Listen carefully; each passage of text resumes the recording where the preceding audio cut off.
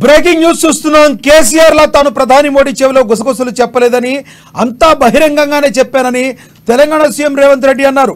BJP నేతలు ప్రధాని తప్పుదోవ పట్టించారని ఆరోపించారు. కాళేశ్వరంపై 4 వారాల్లో నివేదిక ఇస్తే ఎన్నికల లోపే చర్యలు తీసుకుంటామన్నారు. తుమ్మడి హెట్టి నిర్మించిన ఆదిలాబాద్ కు నీళ్లు ఇస్తామని రేవంత్ రెడ్డి స్పష్టం చేశారు. బీజేపీ బీఆర్ఎస్ అంతర్గత ఒప్పందంతో టికెట్లు ప్రకటిస్తున్నారని రేవంత్ రెడ్డి విమర్శించారు. తన కుటుంబం నుంచి ఎవరు ఎన్నికల్లో పోటీ చేయరని సీఎం స్పష్టం చేశారు.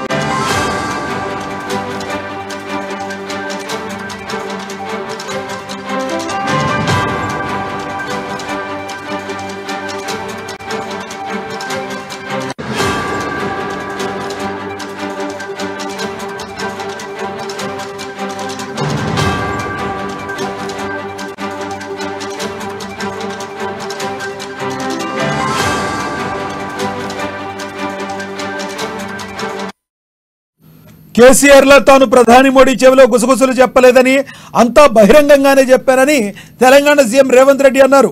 బీజేపీ నేతలు ప్రధాని తప్పుదోవ పట్టించారని ఆరోపించారు. కాళేశ్వరంపై 4 వారాల్లో నివేదిక ఇస్తే ఎన్నికల లోపే చర్యలు తీసుకుంటామన్నారు. తుమ్మడి హెట్టి నిర్మించిన ఆదిలాబాద్ కు నీళ్లు ఇస్తామని రేవంత్ రెడ్డి స్పష్టం చేశారు. బీజేపీ బీఆర్ఎస్ అంతర్గత ఒప్పందంతో టికెట్లు ప్రకటిస్తున్నారని రేవంత్ రెడ్డి విమర్శించారు. తన కుటుంబం నుంచి ఎవరు ఎన్నికల్లో పోటీ చేయరని సీఎం స్పష్టం చేశారు. ఇదే విషయానికి సంబంధించి మరింత సమాచారాన్ని మా ప్రతినిధి రాంబాబు ఫోన్ ద్వారా అందిస్తారు. రాంబాబు, చెప్పండి, సీఎం హాట్ కామెంట్ చేశారు. హాట్ కామెంట్ చేయడానికి గల ప్రధాన కారణం ఏంటి? లక్ష్మణ్ ఈరోజైతే ముఖ్యమంత్రి రేవంత్ రెడ్డి మీడియాతో డిస్కస్ చేస్తూ హాట్ కామెంట్స్ అయితే చేయడం జరిగింది. ముఖ్యంగా ఇటు రాష్ట్రంలో ప్రస్తుతం ఉన్నటువంటి రాజకీయ పరిస్థితుల మీద కూడా వ్యాఖ్యలు చేయడం జరిగింది. నిన్న ఈ రోజు జరిగినటువంటి ప్రధాని ఇటు తెలంగాణ పర్యటనకు సంబంధించిన అంశంలో కూడా కీలకమైనటువంటి వ్యాఖ్యలు చేయడం జరిగింది. ఇటు కేసీఆర్ గతంలో ఇటు కేంద్ర ప్రభుత్వంతో సఖ్యతగా లేకపోవడం వల్లనే రాష్ట్రానికి రావాల్సినటువంటి అనేకమైనటువంటి నిధులు తీసుకురాలేకపోయారని చెప్పి వ్యాఖ్యానించడం జరిగింది.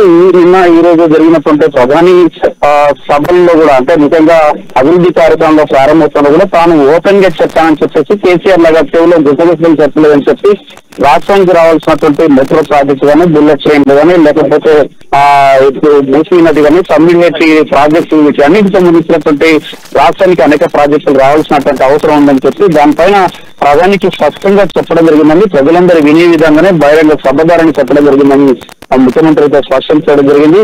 బీజేపీ నేతలు దాన్ని తప్పుదోవ పట్టిస్తే మనం చేసేది ఏం లేదు చెప్పి బీజేపీ నేతలే అటు కాళేశ్వరంలో జరిగినటువంటి అంశం పైన ఇటు సరైనటువంటి చర్యలు తీసుకోకుండా, ఏదైతే గతంలో అటు ప్రధానమంత్రి నరేంద్ర మోడీ ఉన్నాడు, అప్పుడు ముఖ్యమంత్రిగా కేసీఆర్ ఉన్నాడు, ఆ చర్యలు తీసుకోవాల్సినటువంటి సమయంలో కనీసం ప్రదేశం తీవ్ర విమర్శలు చేసినటువంటి బీజేపీ పార్టీ ఇటు కాళేశ్వరంలో అవినీతి జరిగిందని చెప్పేసి ప్రతిపక్ష ఆ రోజు ఆందోళన చేసినటువంటి పెద్దలు విమర్శలు చేసిన నేపథ్యంలో స్వయంగా వాళ్ళే అధికారులు ఉన్నారు కాబట్టి ఆ రోజు ఈ రోజు కూడా అధికారులను చర్యలు తీసుకోవాల్సినటువంటి వాళ్ళు చర్యలు తీసుకోకుండా తప్పుదోవ పట్టించినటువంటి ప్రయత్నం చేస్తున్నారని చెప్పి ముఖ్యమంత్రి అయితే ఆరోపించడం జరిగింది. మరొక వైపు ఇటు కాళేశ్వరం సంబంధించినటువంటి అంశంలో తామేమీ ఇంజనీర్లం కాదని చెప్పేసి ఇటు నేషనల్ డ్యామ్ సేఫ్టీ అథారిటీ అధికారులు ఏదైతే ఉందో వాళ్లకు ఫిబ్రవరి 13 నాడు తాము లేఖ రాశామని చెప్పి దానికి సంబంధించి డ్యామ్ సేఫ్టీ అధికారులు ఇటు ఒక నిపుణులతో కూడినటువంటి కమిటీ వేశారని చెప్పి, కమిటీ 4 నెలల గడువు అంటే అది చాలా ఎక్కువ టైం అవుతుందని చెప్పేసి ఇప్పుడే అర్థమవుతుంది. ఆ కేంద్రంలో ఉన్నటువంటి బీజేపీ సర్కారు దీనిపైన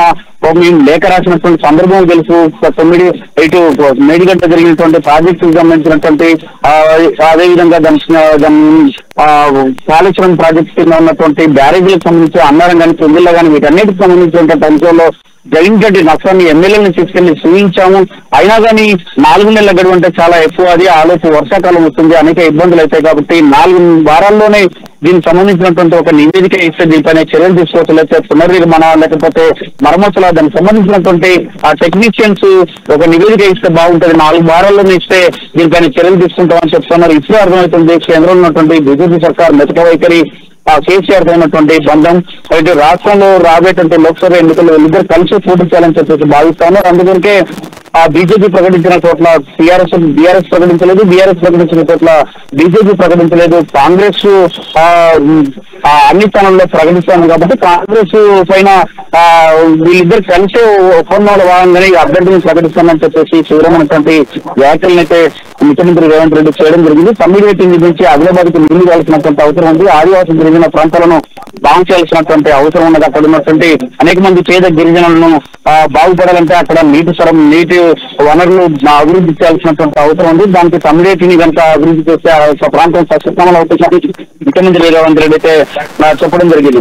మరొక వైపు 7 లేదా 8 తారీఖు నాడు సిఇసి మీటింగ్ ఉంటుంది కాబట్టి 7 తారీఖు ఉంటుంది కాబట్టి 7 లేదా 8 తారీఖు నాడు మొదటి లిస్ట్ అయితే ప్రకటించేటువంటి అవకాశం ఉంటుందని చెప్పి తమ కుటుంబంలో కూడా ఎవరు కూడా పోటీ చేయరని చెప్పేసి అలాంటి వాటిని తాను ప్రోత్సహించడానికి కూడా ముఖ్యమంత్రి రేవంత్ రెడ్డి స్పష్టం చేయడం జరిగింది. 7వ తారీఖు నాడు మొదటి లిస్ట్ కాంగ్రెస్ కి సంబంధించినటువంటి లిస్ట్ అయితే రానున్న నుంచి కూడా స్పష్టం చేయడం జరిగింది.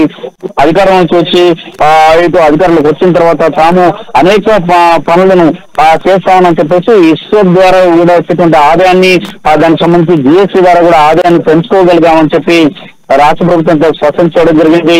ఇటు ఎల్ఆర్ఎస్ కి సంబంధించినటువంటి అంశంలో ఇప్పుడు బీఆర్ఎస్ చేస్తున్నటువంటి అయితే స్పష్టత లేదని, వాళ్ళు ఒకవేళ దాన్ని కట్టుబడి ఉంటే రేపు సిరిసిల్లలో రేపు నేను పర్యటనకి వెళ్తున్నా అక్కడే ఎల్లుండి ఉదయం నుండి సాయంత్రం వరకు ఆందోళన చేసి నిరసన దీక్ష కూడా చేయొచ్చు.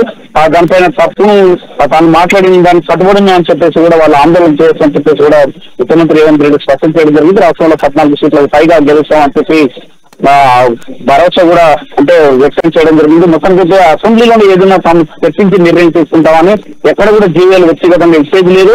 అసెంబ్లీ వేదికగానే ఏదైనా డిస్కస్ చేస్తామని చెప్పేసి రైతు భరోసాకు సంబంధించిన పరిస్థితుల్లో కూడా రైతులకు ఎవరికి ఇవ్వాలి ఎవరికి ఇవ్వాలి దానిపైన కూడా చర్చ పెడతామని చెప్పి దానిపైన ఏదైతే ప్రభుత్వ సొమ్మును ఇటు సంపన్న వర్గాలకు కాకుండా పేద సామాన్య వర్గాలకు చూడాల్సినటువంటి అవసరం మరింత సంపన్న వర్గాలను చేయాల్సినటువంటి అవసరం లేదని చెప్పి కూడా స్పష్టం చేయడం జరిగింది.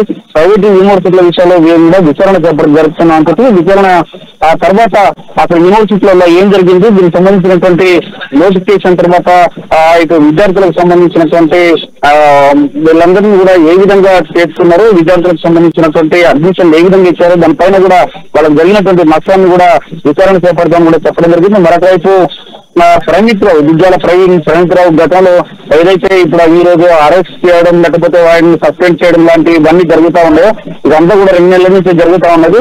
ఒక రోజులో తేల్చేటువంటి పని కాదు.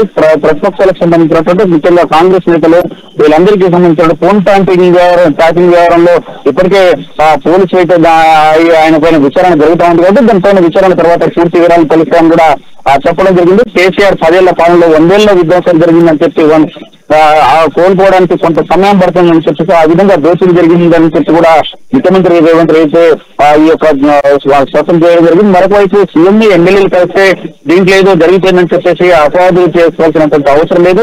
ముఖ్యమంత్రి గతంలో